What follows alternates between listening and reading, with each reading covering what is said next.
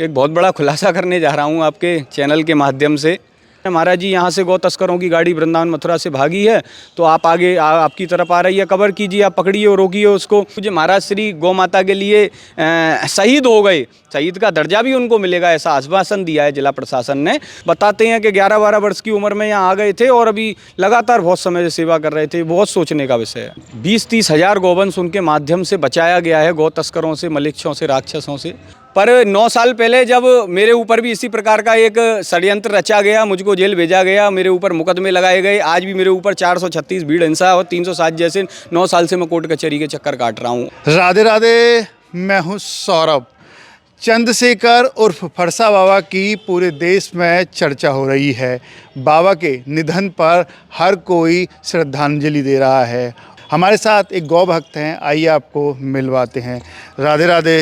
राधे राधे भैया। क्या शुभ नाम है आपका? मेरा नाम भरत गौतम है, वृंदावन से हूँ मैं। अखिल भारतीय गौ सेवा समिति से मैं राष्ट्रीय अध्यक्ष हूँ। मैं एक रजिस्टर्ड संगठन चलाता हूँ जो अनाथ असहाय गौवंश की दुर्घटना के लिए जो पीड़ित गौवंश हैं उनको हम अपने उपचार केंद्र में लेकर के आते हैं। मायावट के समीप हमारा उपचार केंद्र है और हम लोग यह सेवा विगत 10 वर्ष से कर रहे हैं लगातार। भरत जी, आप बताइए, आप एक गौ भक्त हैं, गायों की सेवा करते हैं और गौ तस्करों से भी गायों को बचाते हैं।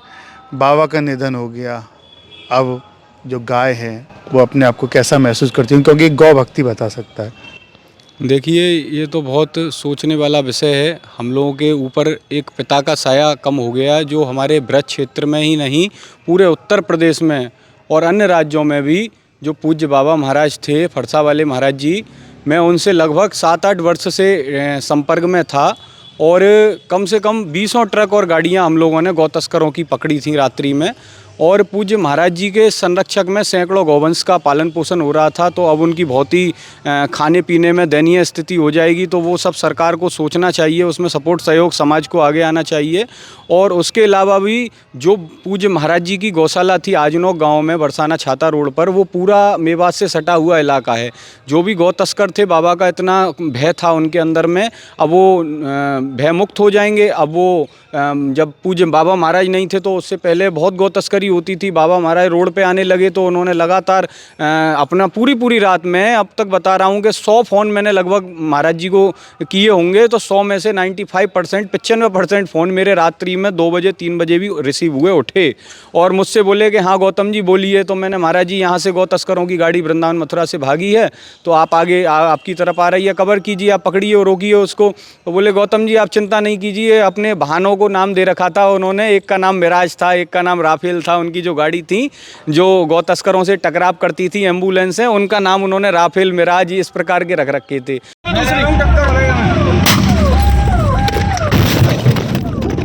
तो एक बार तो गौ तस्करों से आमना सामना गाड़ी उनकी टूट गई। अभी 2 वर्ष पहले हम भी पहुंचे थे उसमें, तो बोले कि ये तो गौतम जी हमारा मिराज राफेल टूट गया है, मिराज टूट गया है। तो इस प्रकार से तो ये बहुत सोचने का विषय है।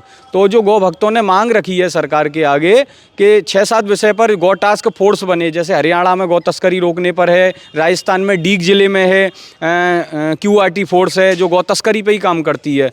तो उसी प्रकार से एक वहाँ पर आसपास चौकियाँ निर्धारित हो जो गौ तस्करी रोकने पर कार्य, बाबा को शहीद का दर्जा मिले, शहीद स्मारक बने।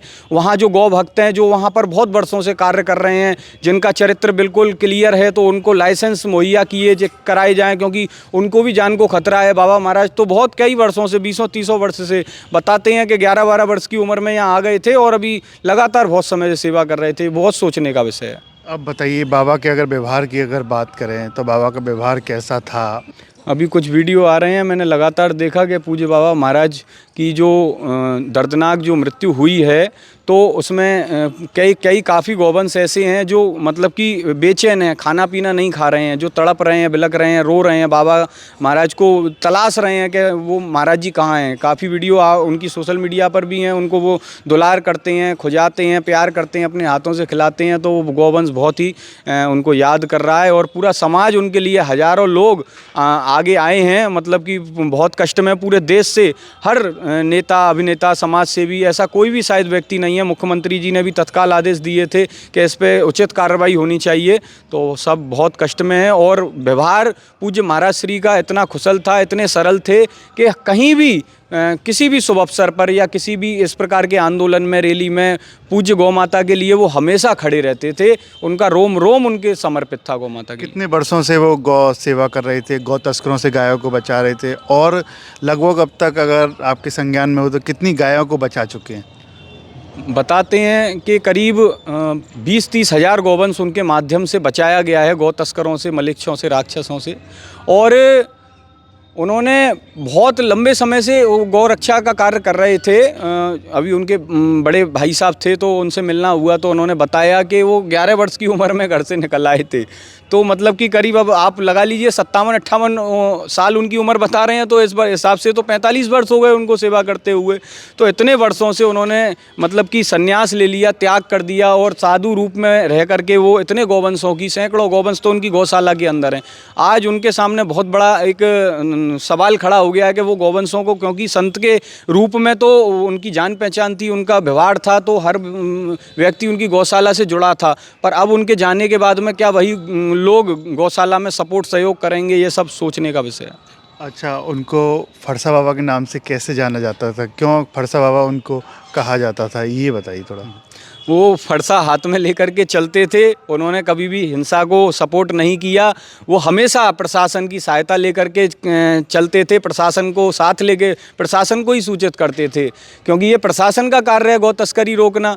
तो ये प्रशासन को हमेशा उन्होंने, और फरसा और आसपास में जो भी हमारे, देखो कोई भी भगवान को उठा करके देख लो, हनुमान जी के हाथ में गदा है, राम जी के हाथ में त्रिशूल है, धनुष है, शिव जी के हाथ में त्रिशूल है, तो सभी देवी देवताओं के हाथ में शस्त्र है।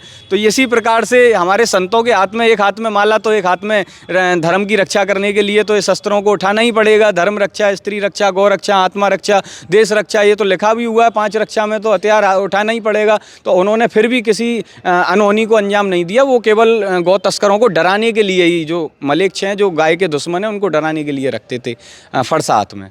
अच्छा, ये बताइए, आप भी गौ सेवक हैं, आप भी गायों की रक्षा करते हैं, रात में बताते हैं कि आप भी गौ तस्करों से कई गायों को अब छुड़ाया, कैसे बचाते हैं, क्या होता है, थोड़ा सा बताइए। गोलियां भी चलती हैं, कैसे उनकी रक्षा करते हैं? देखिए, यहाँ हमारे जो ब्रज से सटा हुआ है मेवात, जिसकी राजस्थान से भी सीमा लगी हुई है, हरियाणा से भी सीमा लगी हुई है, उत्तर प्रदेश से भी सीमा लगी हुई है और दिल्ली से भी सीमा सटी हुई है। तो ये जो मेवाती गौ तस्कर हैं, वो चंद गौ तस्कर हैं। अभी लगातार मेवात में बैठकें भी हो रही हैं, मेव समुदाय द्वारा बैठक की जा रही है कि कहीं भी गौ हत्या ना हो, नशा मुक्त हो मेवात, क्योंकि चंद लोग, 1% लोग मेवात में कुछ पैसे के लिए गौ तस्करी करते हैं, गौ हत्या करते हैं, और 1% लोगों के चक्कर में पूरा मेवात बदनाम होता है, पूरा मेव समाज बदनाम होता है।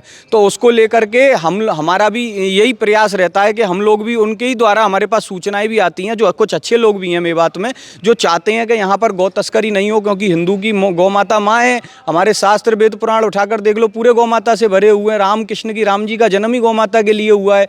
रामचरितमानस में चौपाई है, विप्र धैनु सुर संतित लीनऊ मनोज अवतार, धैनु माने गौ माता, तो राम जी का अवतार गौ माता के लिए हुआ है। तो हमारा कर्तव्य है हिंदू समाज का, पूरे सनातनी समाज का, कि गौ माता सर्वोपरि है और हमारी जो है सनातन धर्म की धरोहर है गौ माता। तो उसकी रक्षा करने के लिए सभी को आगे आना चाहिए।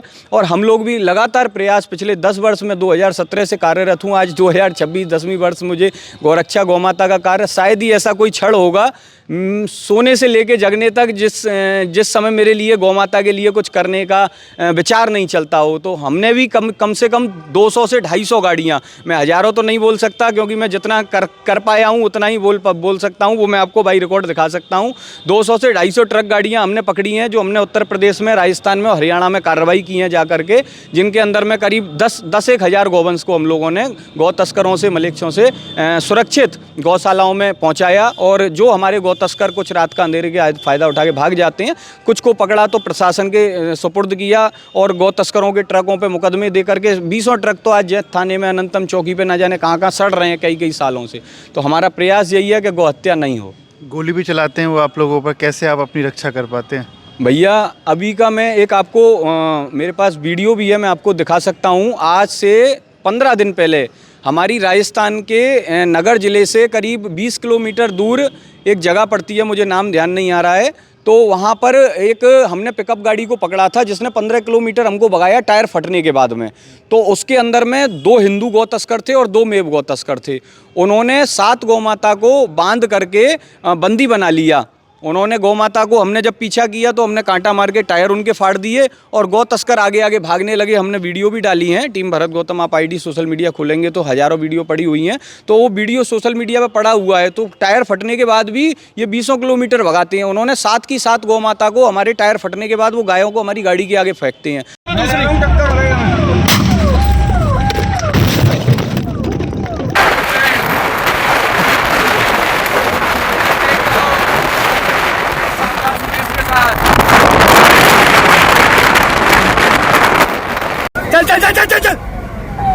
चल लाइव मुठभेड़, ये देख, ये ले,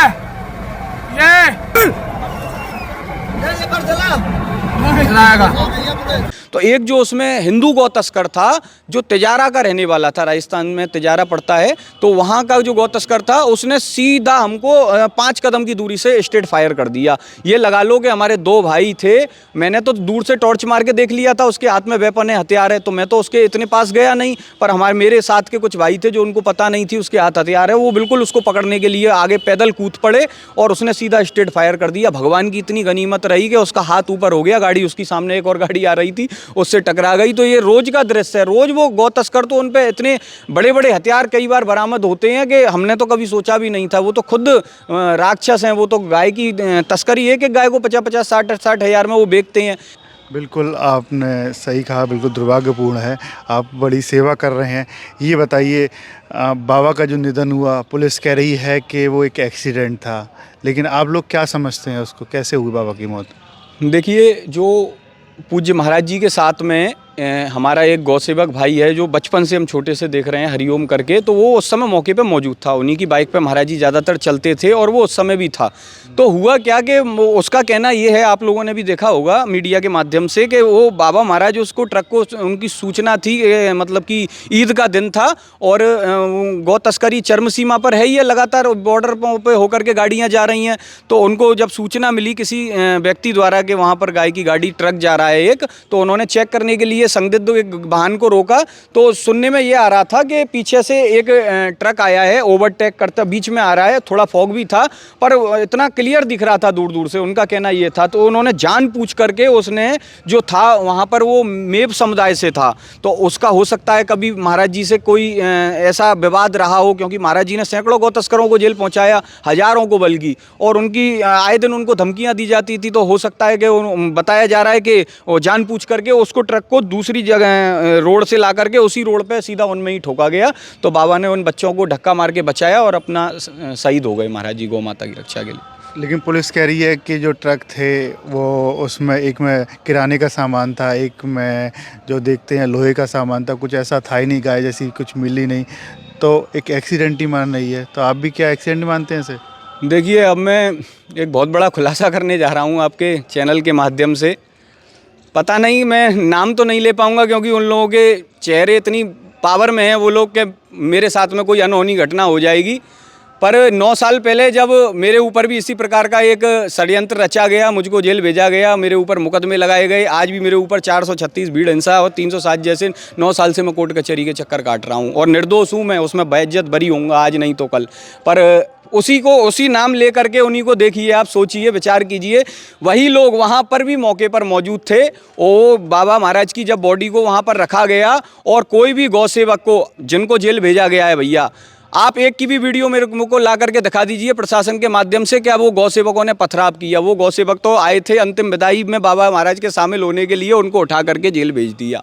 और मैं उनमें से 2, 4, 6 को जानता हूँ। वो लोग इतने बेचारे शरीफ और मासूम है, पलवल से भाई हमारे हैं कुछ, और उनको उठा करके, और जो पत्थरबाज थे जिनको पकड़ा गया था, उनको बड़ी बड़ी ताकतों से फ़ोन करा करके उनको रातों रात छुड़ाया गया। वहाँ हमारे भाई मौजूद थे, उन्होंने सब कुछ देखा है, सब कुछ। पर समय बड़ा बलवान है।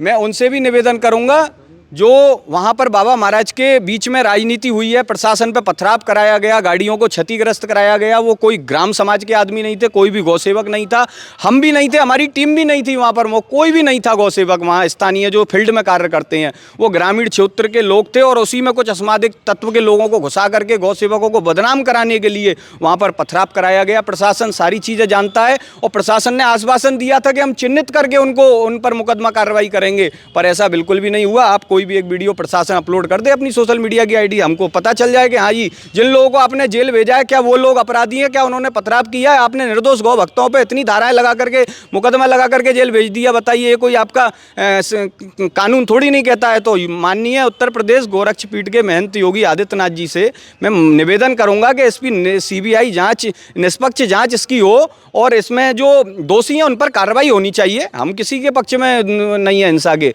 और जो निर्दोष हैं उनको बाइज्जत बरी किया जाए। बिल्कुल, आप कह रहे हैं कि ऐसा गौरक्षक तो हो ही नहीं सकता है जो पथराव करे, जो पुलिस को हानि पहुंचाए, अपनी देश की संपत्ति को हानि पहुंचाए। तो भीड़ का फ़ायदा तो आप लोग जैसे गौ भक्त हैं उन्होंने ही उठवाया होगा, उनको क्यों आपने भीड़ लगाई? आप चाहते तो जो गौ भक्त है उसमें 2-4 तो होंगे ही जो उनका नाम नहीं है, तो वो पुलिस से भी बात कर सकते थे कि भाई बाबा को न्याय दिलाया जाए, तो आराम से भी कर सकते थे इस बात को। भीड़ का हिस्सा क्यों बने?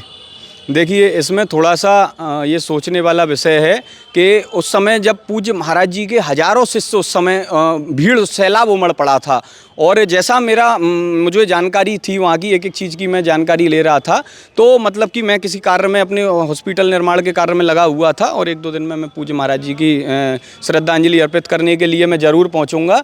तो मेरे को जो जानकारी हुई यही हुई कि वहाँ पर जो हजारों लोग जो सहयोगी एकत्रित हुए पूज्य महाराज जी के यहाँ पर आसपास ग्रामीण क्षेत्रों से, तो कुछ लोगों ने कुछ मंद बुद्धि भी होते हैं या कुछ बोल दीजिए कि इतनी गंभीरता नहीं रही होगी। देखो, आंदोलन करने के कई विषय होते हैं, तो हम तो शांतिपूर्ण तरीके से भी बात को रखा जा सकता था, पर हाईवे पर इस प्रकार से करना, ये सारी चीज़ें मांग या तो उनकी पूरी नहीं हो रही होंगी या तो उनको कोई यही सब मांग थी उनकी कि गौ तस्करी बंद हो, गौ माता को राज्य माता या राष्ट्र माता का स्थान मिले और स्पेशल टीमें निर्धारित हों। तो इसी को लेकर के शायद प्रशासन ने उस समय तक उनकी मांग को नहीं सुना, तो उन्होंने हाईवे को जाम करना उचित समझा, तो उन्होंने उसी समय असामाजिक तत्व के लोगों ने कुछ ने उनको पथराव कर करके और इस प्रकार से मतलब षड्यंत्र रच दिया गया। भीड़ का हिस्सा नहीं बनना चाहिए ना जी। भीड़ का हिस्सा तो देखिए, अब दोनों ही चीज़ें भैया, इसमें जहाँ ज़रूरत पड़े, जहाँ धर्म की बात आए वहाँ पर बनना चाहिए। पूज्य महाराज श्री गौ माता के लिए शहीद हो गए, शहीद का दर्जा भी उनको मिलेगा ऐसा आश्वासन दिया है जिला प्रशासन ने।